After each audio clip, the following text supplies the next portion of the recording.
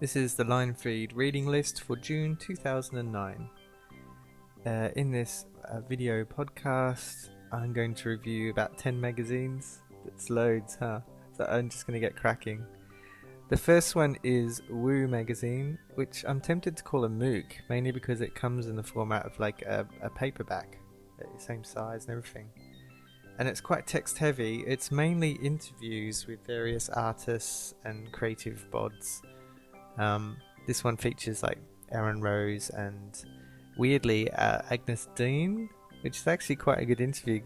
What they try and do is do interviews in a really strange, unexpected way. So like the interviewer pretty much gets drunk in a dodgy pub with her, and they record the interview from when they're actually drunk rather than when they're sober. There's also an interview with Philip Lorca de Corsia. I hope I said that right. Where he's not the interviewer's been asked not to talk about photography, which is awkward since he's a photographer. So he tries to convince us readers that he's a Satanist instead. It's really fun. It was recommended to me by Tate, who runs Junior, and I'll include a link to Junior on the Linefeed blog because it's worth checking out.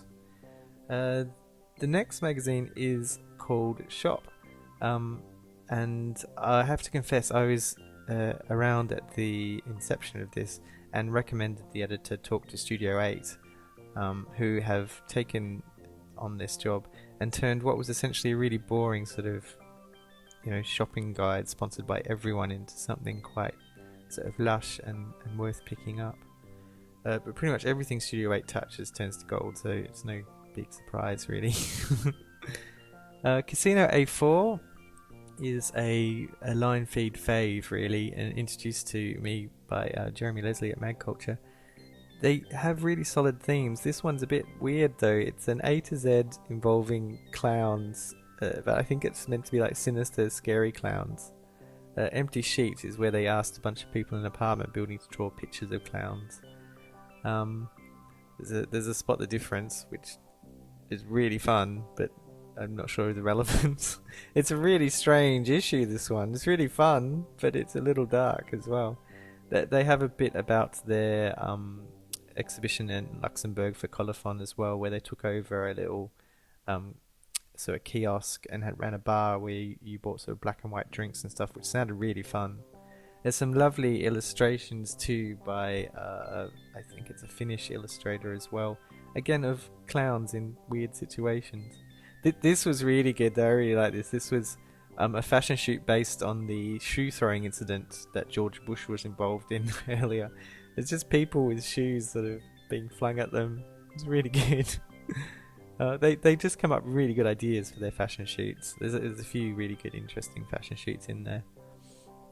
And there's also a little short story that runs through the whole magazine, which you can read if you flick along the bottom of each page. And the very last entry sort of tells you that you're meant to be reading it from front to back or back to front, I can't remember.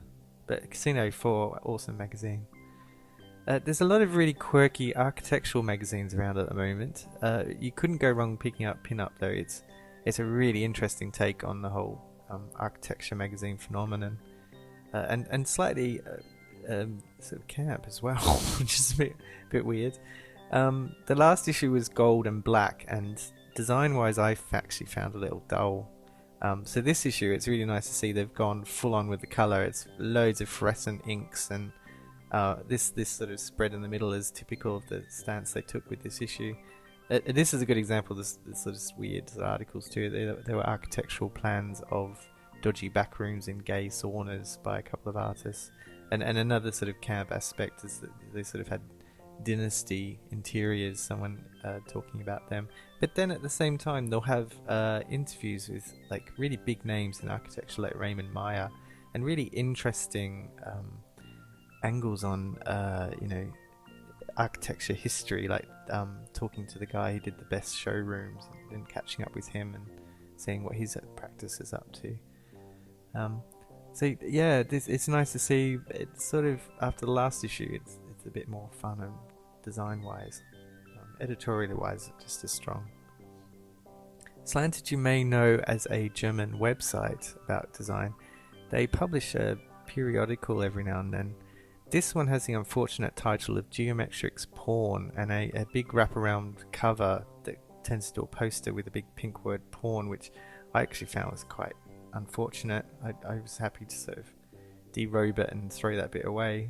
Why would you want a big poster with porn written on it? Weird. I mean, that's the downside to an otherwise really good magazine, chock full of really awesome stuff. I mean, there's stuff that you won't like in there, but there's so much that you'll find that you do that it won't matter. I mean, the interview with Non-Format was pretty good, and then they had like a history of geometric typefaces with really ace examples of like really early type designs, like going back to the Bauhaus era and things like that. The article appears in another magazine later on as well. This section was really good. It was they would present a typeface and then talk to the type designer. The magazine features a new typeface called Planeta thoroughly throughout it. It's a really interesting typeface, and I've included it on the Linefeed blog, so you'll find a link there. There's a random interview with a guy who photographs pools that people skate in. There's lots of pictures of empty pools, which is quite nice, I guess, after all the sort of type related stuff. There's some illustration. The illustration didn't do a lot for me. I thought the photography is a lot stronger. There's sort of photographs of old brutalist architecture.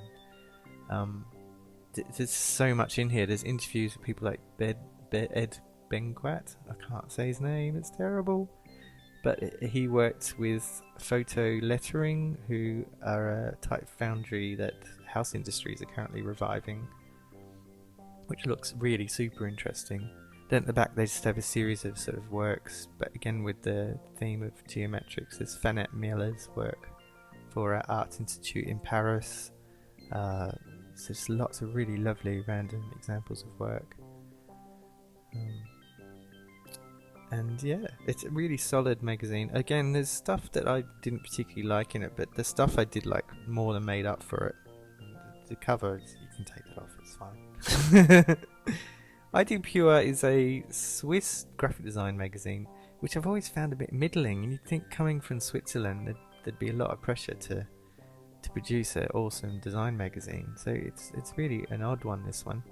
For this issue, they've totally cleaned it up, and they've sort of put a really formal structure into the design. It used to be quite sort of random, and they've tried to be a lot more serious about the subject of graphic design. This article appeared, this is the one that appeared in Slanted as well, which is a bit weird, sort of interlocking of articles. I think this is a magazine in its teenagehood. It's gone through its mucky sort of childhood, and now it's trying to find its voice.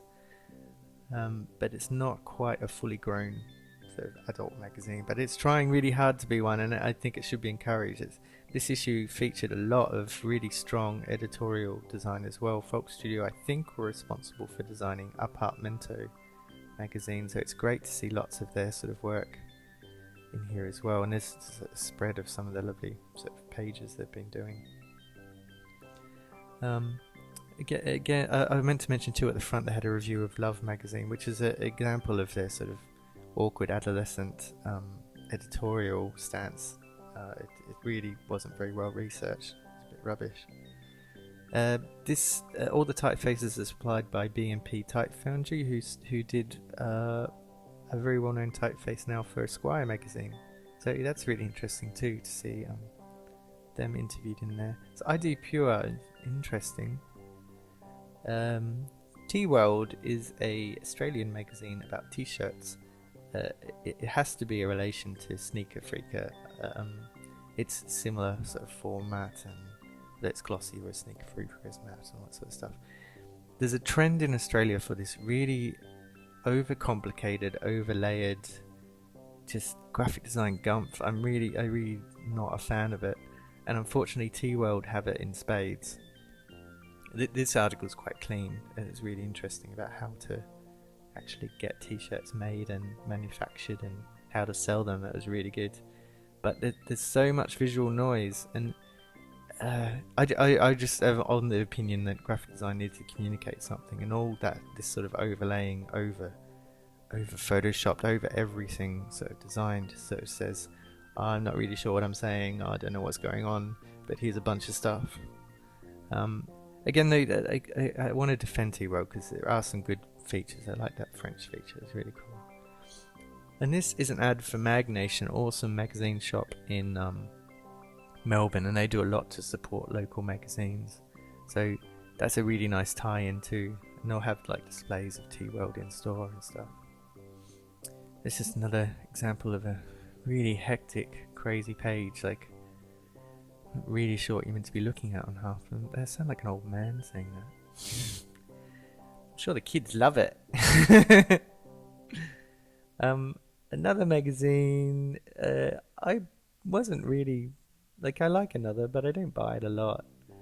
But somebody sent me like a digital version of this, and just seeing it on a screen, like as flat layouts, I realized how wonderfully clean and beautiful the layouts were, and the typeface that's used throughout, which I think is designed by Gareth Haig. I'll have to check that out. But it would be exclusive to the magazine, so you wouldn't see it anywhere else. A lot of the fashion editorial too is done by artists. I really loved this one. All the images were double exposed. A really lovely idea. The sort of pictures you just want to go back and look at again and again and sort of go, what's going on? It's crazy. So the design sort of takes a back seat to this. It's almost like looking at, a gallery of fashion images. It's really lovely.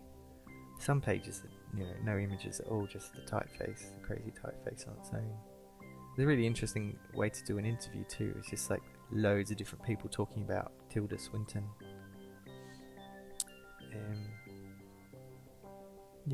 This was a really lovely layout too. Again, it feels like you're sort of wandering through a gallery of Wolfgang Tillmans' work or something. It's just really nice way to lay out pages. It's so not like how you would expect a fashion magazine to be selling clothes. I think that's what made this issue particularly lovely. And yeah, again at the back, this was an interview conducted by a well-known art curator where the interviewee responded just with images, which I thought was really lovely. That's another. Oh, I'm doing well, aren't I? I haven't got out of breath yet, although this might not help. We Make Magazines is just chock full of stuff. Oh my god. I was looking forward to this for ages. I didn't get to go to Colophon this year, so this is the closest I managed to get. And this is the sequel to We Love Magazines. So it was a really nice way to do editorial. Pretty much there's a whole bunch of questions asked to a whole bunch of magazines, and the magazines featured at the Colophon show were given more pages, and they answered every question. And then there's a whole heap of other little independent magazines that just had one question published, and pointing out the Australian magazines there. Just going, look, Australia, Dumbo Feather, and which is I'm not a fan of Dumbo Feather, but I know a lot of people that are. There was Sneaker Freaker back there. I was pointing to Magazine there, which is a magazine about magazines, which is really hard to get if you're not a regular visitor to Paris. I really wish they were more sort of accessible. And you can see it's just chock full of independent magazines. There's Graphic Magazine back there. Really interesting. The sort of thing that'll sit on my shelf and I'll just keep getting out and reading bits of it and putting it back. And like I did with the last one, really good. It's just some inspirational magazines back there. And then, on top of all that, they have a directory. So if you hadn't had enough already, you can go and seek out more magazines. Oh, it's just like overload. There's all the Australian representatives in there. Quite a few, actually. Going back. Oh, and then at the back, I quite liked this too. Magazines put in ads for themselves at the back. And some were rubbish, but some were really quite nice. It's just really interesting to see, like, the magazines, how they represent themselves. And it's good that they gave sort of a formal book thing, sort of a space at the back. Yeah. What have we got? Oh, this is the last one. Acne Paper, which barely fitted in my viewfinder. It's a huge thing. I do like Acne Paper. I know it gets a lot of hype. This issue I wasn't so hot on. It's about eroticism. It's sort of never good when a magazine takes that as a a fashion magazine takes it as a sort of thing, because you know it's just going to be pictures of half-naked models essentially, or models with their tits out, which this is. There we go. There's some. Yay. What was interesting, I thought this is a nice little booklet inside by the editor, an interview with the editor of French Vogue, who was a really interesting woman, and I didn't know it, but she actually started off as a stylist doing work, campaigns for Gucci and things like that, so she really put Gucci on the map, and that's a really interesting little booklet about her and Mario Testino that she's done a lot of work with. They're like super fashion power team. As well as Tits as bums. There's big bum, huge actually, that one. Didn't know what it was at first. This was nice, it was just a fashion shoot with snails. It's, you know, that sort of surreal, slightly irksome fashion thing going on. Illustrations by Julie Verhoeven, really appropriate actually to the idea of eroticism. So it's interesting. And that's it. Oh my god, I've got to the end. I can't believe it.